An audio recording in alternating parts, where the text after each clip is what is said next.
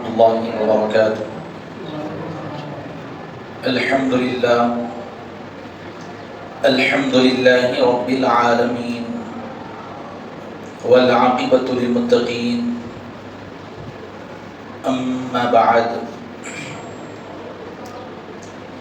أعوذ بالله من الشيطان الرجيم. بسم الله الرحمن الرحيم. إن الله وملائكته يصلون على النبي يا أيها الذين آمنوا صلوا عليه وسلموا تسليما. اللهم صل على سيدنا محمد وآل سيدنا ومولانا محمد وبارك وسلم. صلاة وسلاما عليك يا سيدي يا نبي الله صلی اللہ تعالی علیہ وسلم. معزز و مکرم سامعین کرام، ہم جس مہینے کے ایام گزار رہے ہیں یہ ماہ شعبان المعظم کا مہینہ ہے. آج شعبان کی پہلی تاریخ ہے. عنقریب یہ مہینہ ہمیں ماہ رمضان تک لے جائے گا اور اس کی دعا بھی کرنی چاہیے. پیارے نبی صلی اللہ علیہ وسلم نے خود دعا فرمائی بلغنا رمضان کہہ کر، اور شعبان سے متعلق حضور نے دعا کی اللہم بارک لنا فی شعبان، اے اللہ ہمیں شعبان میں برکت عطا فرما. تو یقیناً یہ مہینہ برکت والا مہینہ ہے. اسی کی مناسبت سے چند باتیں سننے کی اور ہم سنانے کی سعادت حاصل کریں گے. حضرت شیخ ابو نصر رحمۃ اللہ تعالی علیہ نے ام المومنین عائشہ صدیقہ رضی اللہ تعالی عنہا سے روایت بیان فرمائی ہے کہ رسول اللہ صلی اللہ علیہ وسلم ماہ شعبان کے روزے اس طرح رکھتے تھے کہ ہم کہتے تھے کہ اب کوئی دن حضور ناغہ نہیں کریں گے، اور جب حضور ناغہ فرماتے تھے تو ہم کہتے تھے کہ اب روزے نہیں رکھیں گے. یعنی حضور صلی اللہ علیہ وسلم اس ماہ میں بعض تاریخوں میں روزہ رکھتے تھے، بعض تاریخوں میں روزہ نہیں رکھتے تھے. رکھتے تو کثرت سے رکھتے، اور جب نہ رکھتے تو پھر مسلسل نہ رکھتے. رمضان کے علاوہ سب سے زیادہ روزے نبی کریم صلی اللہ علیہ وسلم نے اگر کسی مہینے میں رکھے ہیں تو وہ ماہ شعبان المعظم کا مہینہ ہے. نبی کریم صلی اللہ علیہ وسلم سے بعض اصحاب نے سوال بھی کیا، پوچھا یا رسول اللہ صلی اللہ علیہ وسلم ہم دیکھتے ہیں کہ آپ ماہ شعبان میں کثرت سے روزے رکھتے ہیں، کیا وجہ ہے؟ تو حضور پاک صلی اللہ علیہ وسلم نے فرمایا کہ میں اس لیے اس مہینے میں کثرت سے روزے رکھتا ہوں کہ اس مہینے میں ایک رات ہے جس میں بندوں کے نام اعمال اللہ کی بارگاہ میں پیش کیے جاتے ہیں. تو میری یہ خواہش ہے کہ جب میرا نام اعمال اللہ کی بارگاہ میں پہنچے تو میں اس کی عبادت میں مصروف ہوں، کیونکہ روزہ خود عبادت ہے. روزے دار کا سونا بھی عبادت ہے، روزے دار کا خاموش بیٹھنا بھی عبادت ہے. تو روزہ ہی رکھ لیا جائے تو پھر اس صورت سے میرے نام اعمال پیش ہوں گے کہ میں حالت عبادت میں ہوں. پیارے نبی صلی اللہ علیہ وسلم نے اس کا بھی ذکر فرمایا. اور حضرت عائشہ صدیقہ رضی اللہ تعالیٰ عنہ ایک روایت بیان فرماتی ہے کہ حضور نے فرمایا کہ انہوں نے فرمایا حضور صلی اللہ علیہ وسلم کے نزدیک، حضور پاک صلی اللہ علیہ وسلم کے نزدیک سب سے زیادہ محبوب پسندیدہ مہینہ شعبان کا ہے، چونکہ وہ رمضان سے بالکل متصل ہے، جڑا ہوا ہے. حضرت عبداللہ رحمۃ اللہ تعالیٰ علیہ نے فرمایا کہ رسول اللہ صلی اللہ علیہ وسلم نے فرمایا جو ماہ شعبان کے آخری 2 شبہ کا روزہ رکھے گا تو اس کی مغفرت فرما دی جائے گی اس کی بخشش فرما دی جائے گی۔ یعنی پیر کا روزہ، آخری پیر کا روزہ رکھنے کی جو ہے حضور پاک علیہ السلام نے یہ فضیلت بیان فرمائی ہے۔ آخری دوشنبے سے مراد شعبان کا وہ دوشنبہ جو آخری دنوں میں واقع ہو، نہ کہ مہینے کا آخری دن، اس لیے کہ رمضان سے 1 یا 2 دن پہلے شعبان میں روزے رکھنا منع ہے۔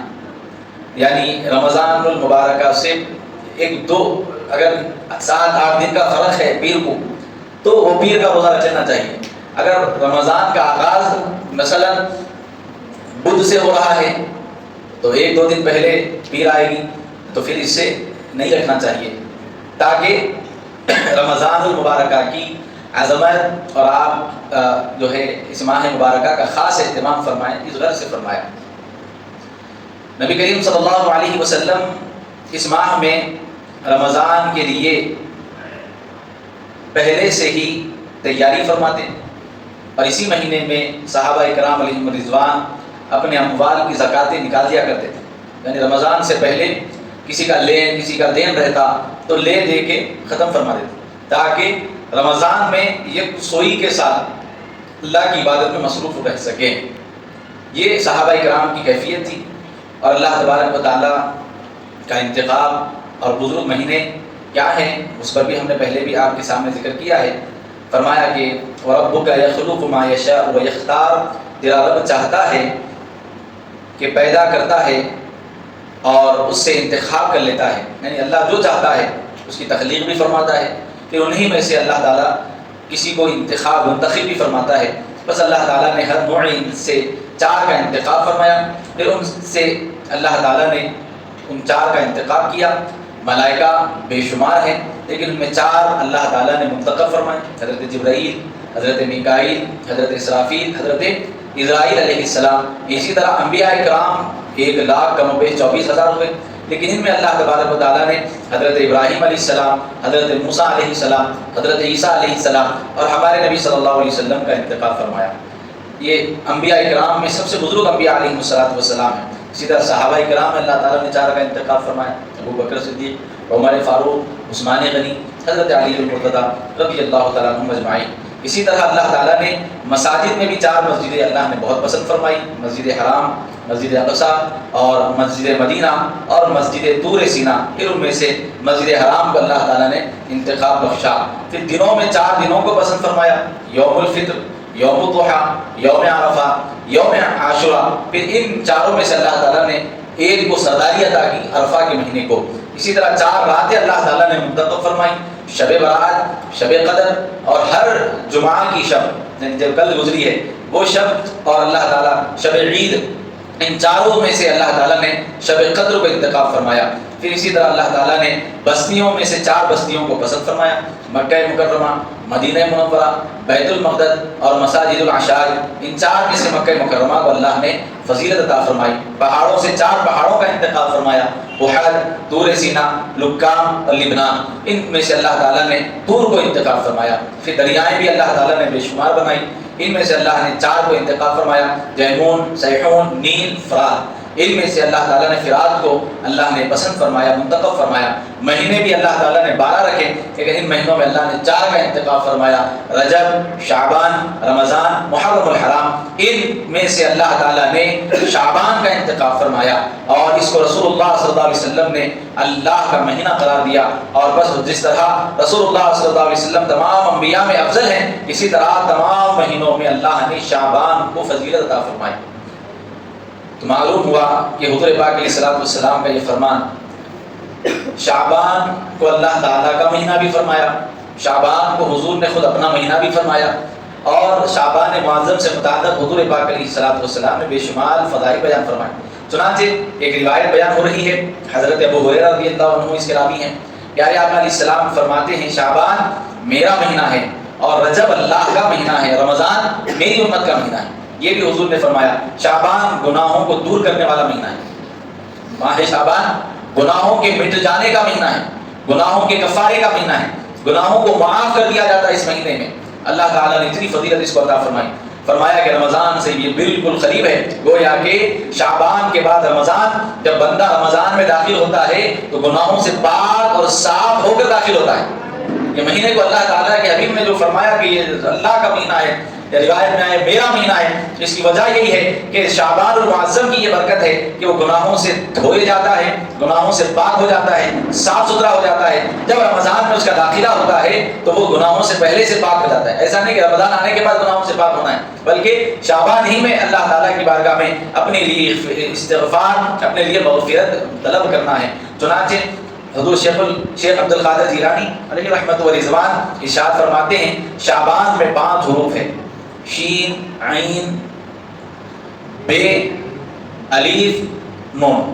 شعبان جس سے متعلق فرماتے ہیں شین سے شرف مراد ہے, یعنی اللہ تعالیٰ اس مہینے میں بندوں کو اپنا شرف عطا فرماتا ہے.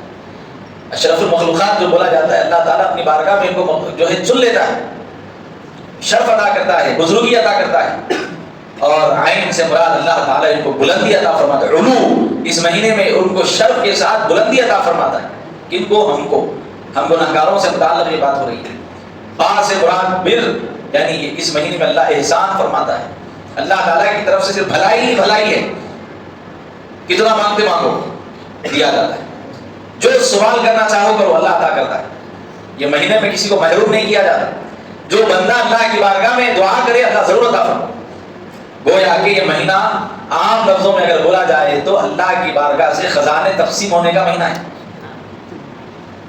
خزانے تقسیم ہونے کا مہینہ ہے. یہ مہینے میں ہماری تقدیر کے معاملات فرشتوں کے حوالے کیے جاتے ہیں.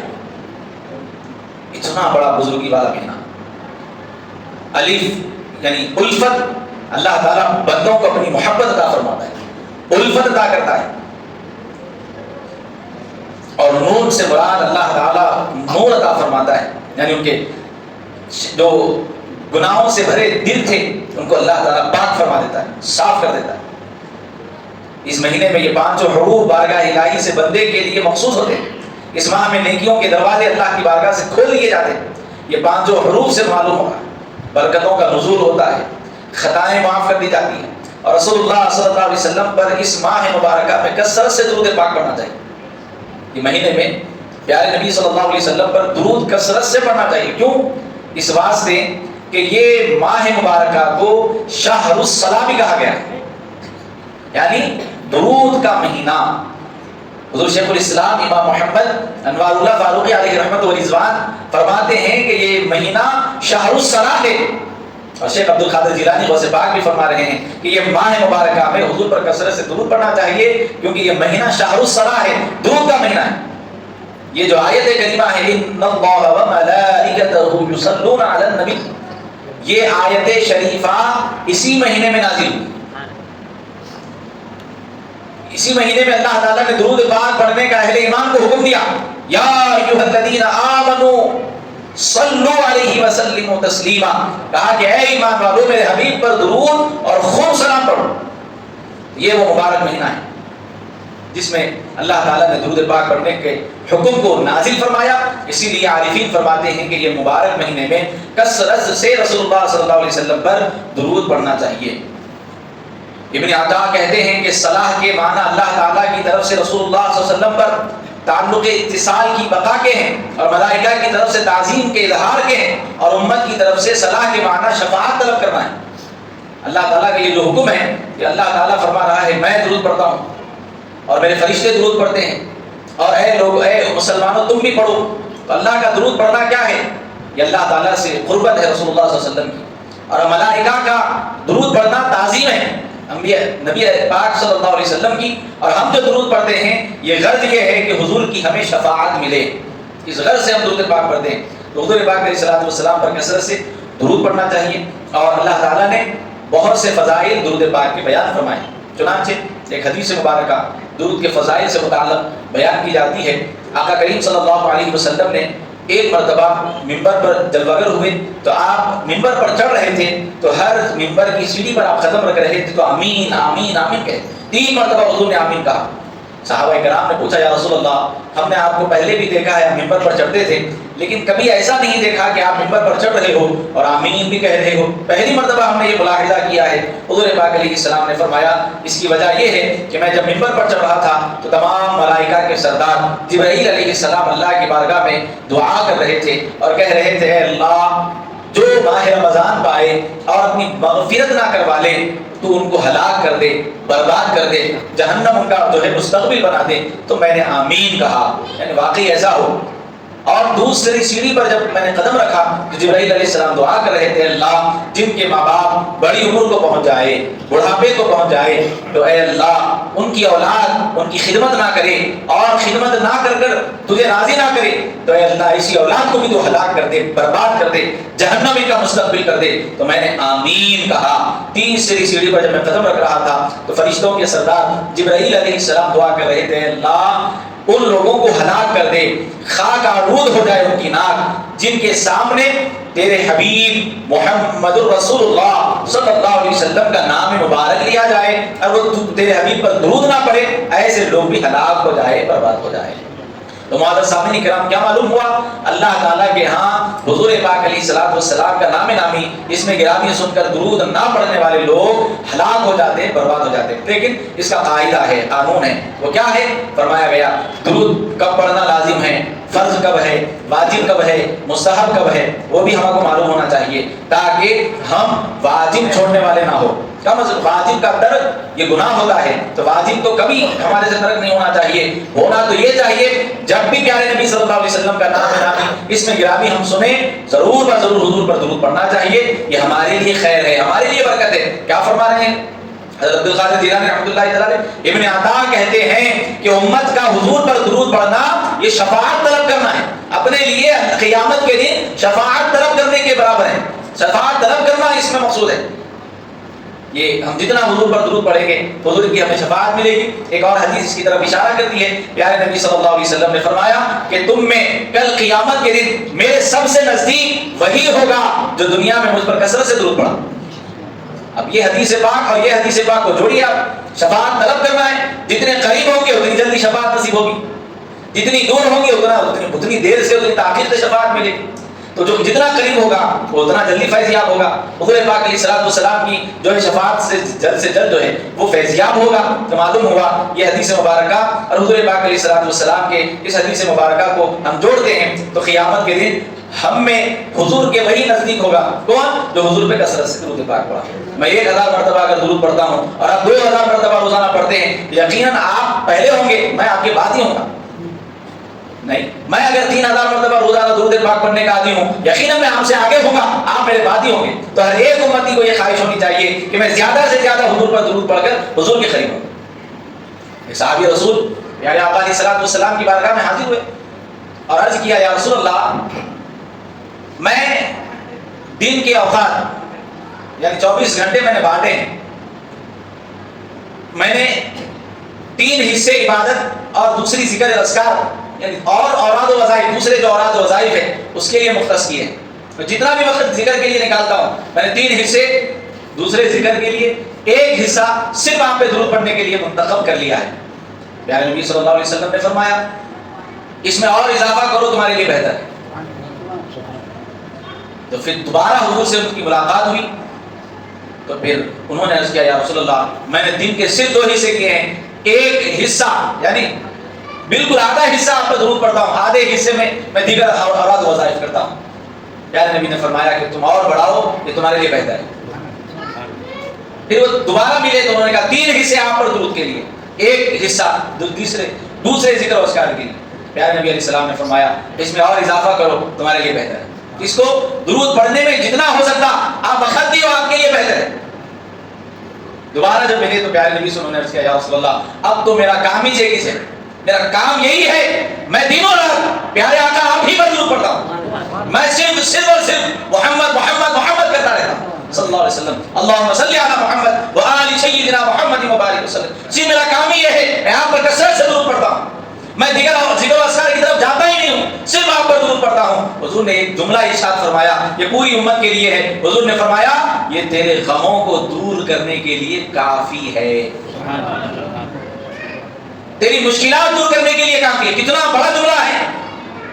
غم سے مراد، حضور نے اگر یہاں پہ غم کہا ہے، اہل شرح اس حدیث سے متعلق بیان فرماتے ہیں کہ یہاں غم سے مراد دنیا کا تو غم نہیں ہو سکتا، دنیا کا غم تو کوئی حضور کے نزدیک کچھ ہے ہی نہیں۔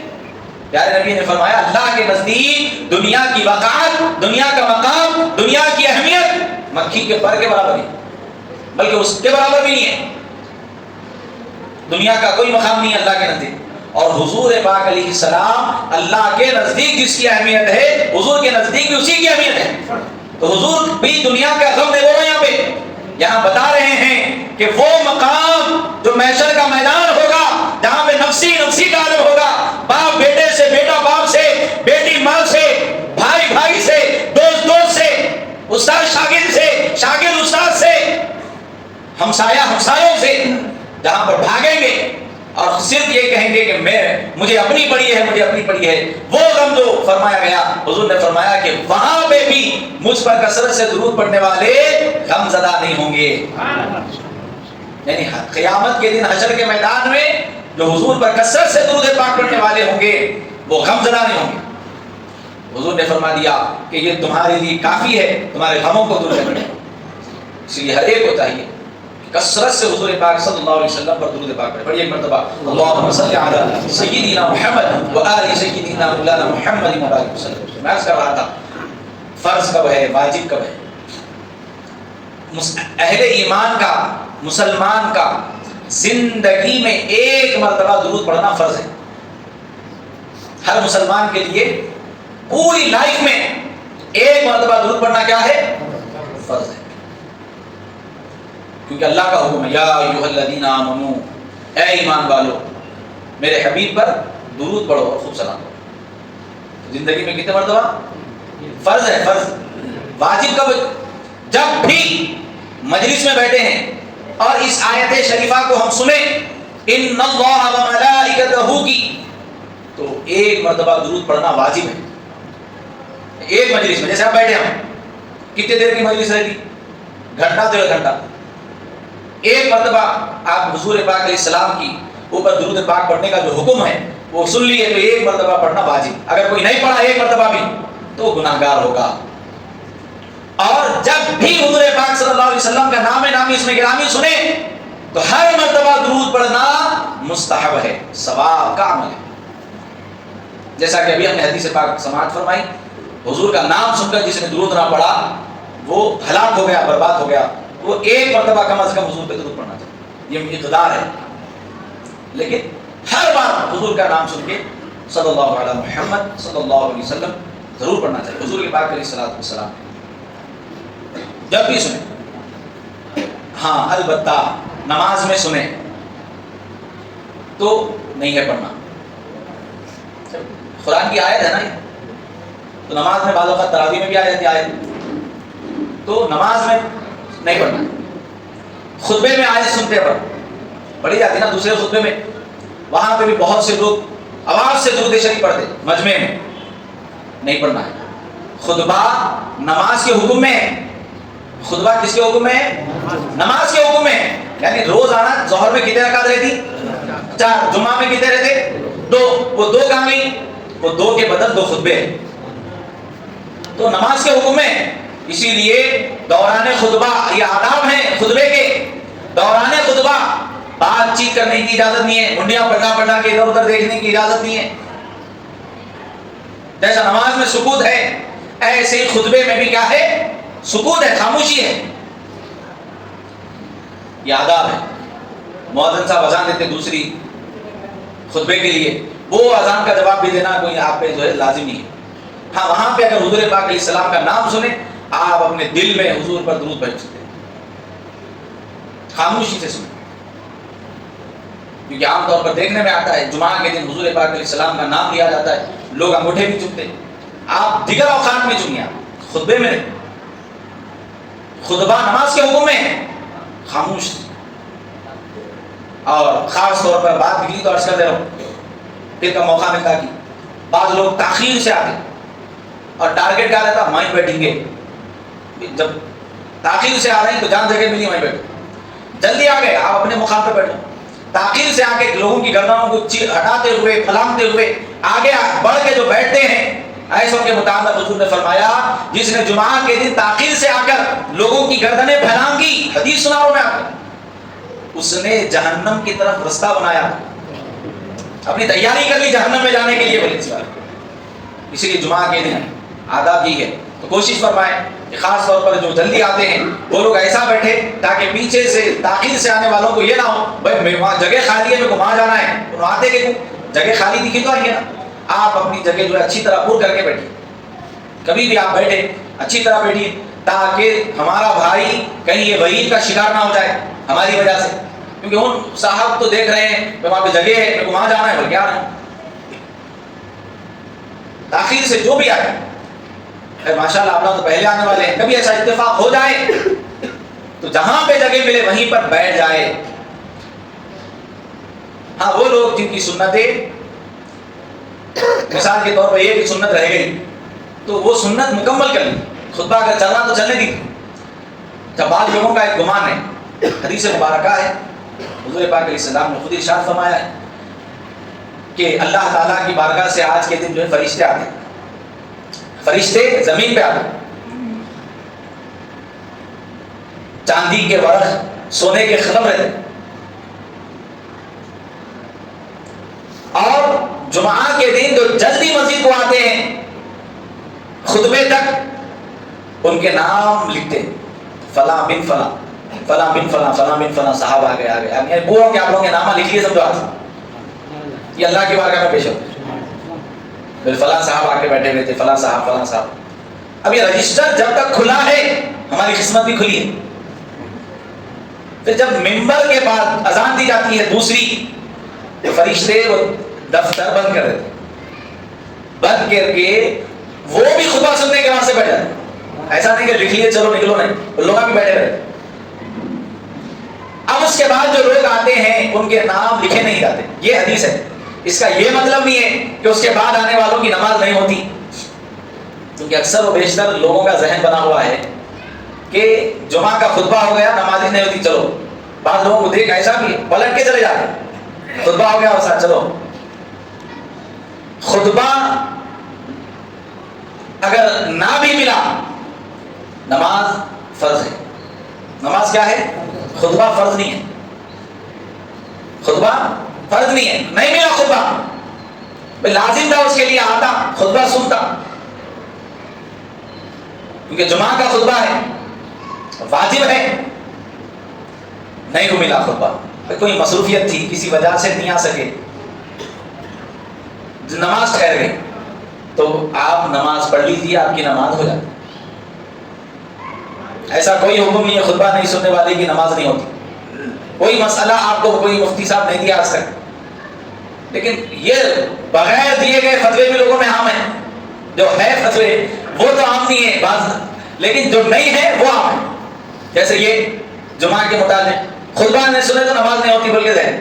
ہاں یہ ہے خطبہ نہیں سن کر نماز پڑھے تو فضیلت میں ثواب میں کمی آئے گی، اجر میں کمی آئے گی، لیکن نماز تو بہرحال ہو جاتی ہے. یہ ذہن میں رکھیے. کبھی بھی ایسا ہو گیا تو ایسا مت کریے کہ آپ نماز ہی چھوڑ دیں. نہیں، ایک رکعت ہو گئی جمعہ کی تو دوسری رکعت میں بھی آ کے مل سکتے آپ. قاعدے میں ہے جیسے عام نمازوں میں ملنے کا طریقہ ہے وہ طریقوں سے بھی آ کے مل سکتے آپ. البتہ جماعت چھوٹ گئی اور کہیں پر بھی نہیں ملی تو اب ظہر پڑھ لیں گے. کیا پڑھیں گے؟ ظہر کی 4 رکعت. تو یہ ذہن رکھیے. تو معزز سامعین کرام، نبی کریم صلی اللہ علیہ وسلم نے ماہ شعبان المعظم کے بہت سے فضائل بیان فرمائے ہیں. چنانچہ اللہ تبارک و تعالیٰ قرآن مقدس میں ارشاد فرما رہا ہے حامیم والکتاب المبین انا انزلناہ فی لیلۃ مبارکۃ انا کنا منذرین فیہا یفرق کل امر حکیم. کہ اللہ تعالیٰ ماہ شعبان المعظم میں 15ویں شعبان کی شب، یعنی جسے شب برات کہا جاتا ہے، اکثر و بیشتر بڑی بڑی کتابوں میں بڑے بڑے صحابہ کرام نے اس متعلق روایتیں بیان فرمائی ہیں فضائل پر، شب شعبان کی فضیلت پر، اور خاص طور پر 15ویں شعبان کی فضیلت سے متعلق یہ روایت بیان کی گئی ہے کہ انشاءاللہ تعالیٰ اس کو ہم آگے آپ کو سنائیں گے اور آئندہ. لیکن یہ یاد رکھیے یہ بڑا برکت والا مہینہ ہے. اس کی فضیلت میں آپ کو حضرت عیسیٰ علیہ السلام کے متعلق روایت آتی ہے. ایک مرتبہ حضرت عیسیٰ علیہ السلام کی خواہش ہوئی، آپ کی خواہش ہوئی، کہا کہ اللہ میں تیرے عجائبات میں سے ایک عجائب دیکھنا چاہوں. تو اللہ تعالیٰ نے کہا کہ ٹھیک ہے فلاں مقام پر چلے جائیے. تو عیسیٰ علیہ السلام آ گئے تو نہایت ہی خوبصورت، اتنا حسین، اتنا جمیل ایک چٹان آپ کو نظر آئی، دودھ سے زیادہ وائٹ تھی، خوبصورت. وہ دیکھ کے اللہ کی اب حمد و ثنا بیان کرے تو اللہ تعالیٰ نے کہا کہ عیسیٰ کیا اس سے بھی عجیب چیز نہ دکھاؤں؟ خواہش کر رہے تھے عجیب چیز دیکھنے کی، دیکھ لیے، اب یہاں ان کی خواہش ختم ہو گئی. اللہ نے کہا اس سے بھی عجیب چیز نہ دکھاؤں؟